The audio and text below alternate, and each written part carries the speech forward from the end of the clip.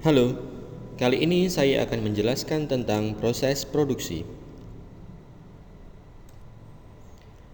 Aktivitas produksi sebagai bagian dari organisasi perusahaan bertanggung jawab terhadap pengelolaan bahan baku menjadi produk jadi yang dapat dijual. Sistem produksi merupakan kumpulan dari subsistem-subsistem yang saling berinteraksi dengan tujuan mentransformasi input produksi menjadi output produksi. Yang dimaksud dengan input produksi adalah bahan baku, mesin, tenaga kerja, modal, dan informasi.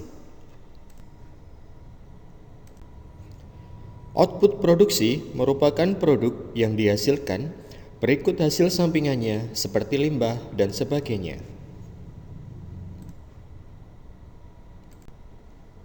Menurut proses menghasilkan output, sistem produksi dapat dibedakan menjadi dua jenis, yaitu proses produksi continue atau continuous process dan proses produksi terputus atau intermittent process atau discrete system.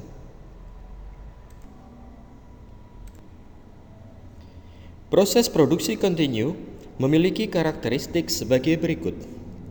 Pertama, jenis produk sama dalam jumlah yang besar. Kedua, proses produksi continue menggunakan special purpose mesin atau mesin-mesin khusus yang hanya mampu menghasilkan produk tertentu. Ketiga, waktu setup atau pengaturannya singkat.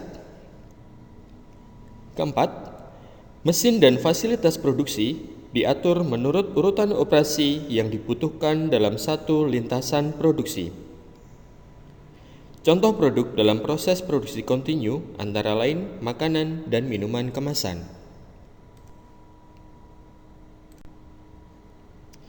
Proses produksi terputus memiliki karakteristik sebagai berikut. Pertama, produk yang dihasilkan spesifik sesuai pesanan dari pelanggan. Kedua, total waktu setup lebih lama karena adanya pergantian jenis barang yang diproduksi. Ketiga, proses produksi terputus biasanya menggunakan mesin-mesin umum yang dapat melakukan berbagai macam pekerjaan, seperti mesin bor, mesin bubut, mesin fresh, dan sebagainya. Keempat, peralatan yang sama dikelompokkan pada tempat yang sama. Contoh dari proses produksi terputus ini misalnya usaha perbengkelan. Sekarang kita masuk ke bagian perencanaan dan pengendalian produksi.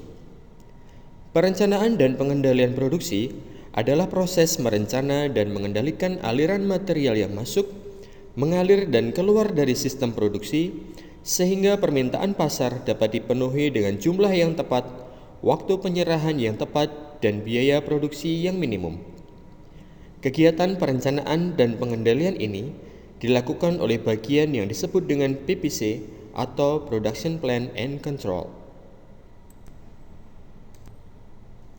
Perencanaan dan pengendalian produksi yang baik akan mewujudkan tujuan akhir dari suatu perusahaan, yaitu untuk memperoleh keuntungan, berkelanjutan, dan berkembang. Dengan keuntungan yang diperoleh ini, perusahaan akan mampu membayar gaji karyawan dengan baik, membayar tagihan-tagihan dari pihak ketiga seperti sewa listrik, sewa gudang, pembayaran pajak, pembayaran bahan mentah atau bahan baku, dan pihak pemasok, merawat dan memelihara mesin, mengganti mesin dan peralatan, dan melakukan perluasan usaha agar betul-betul maju dan berkembang. Demikian tadi penjelasan tentang fungsi produksi, sistem produksi, serta perencanaan dan pengendalian produksi. Semoga bermanfaat.